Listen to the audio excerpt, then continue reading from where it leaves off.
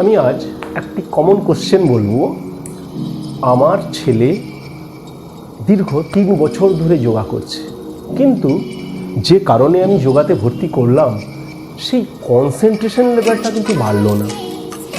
শুধু এই কোশ্চেনটা আপনার নয়, প্রায় 90% বাবা মার সেম কোশ্চেন, যে যোগা করেও কেন কনসেন্ট্রেশন লেভেল বাড়ছে না।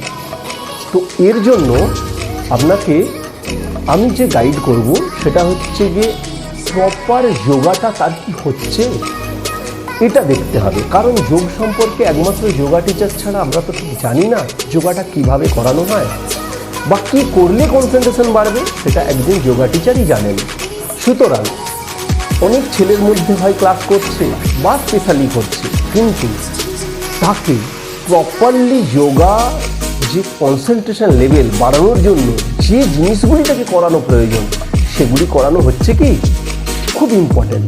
তো এই জায়গার প্রতি নজর দিতে হবে বাবা মাকে। যেমন পড়াশোনার উপর আপনি নজর দেন, ঠিক সেম যোগাসনটাও কিন্তু তার নলেজের ব্যাপার। যদি প্রপার গাইডেন্স এবং প্রপার প্র্যাকটিস যদি হয়, কনসেন্ট্রেশন লেভেল বাড়তে বাধ্য। যদি বাড়ছে না তাহলে কোথাও তো ভুল হচ্ছে, নজর দিন।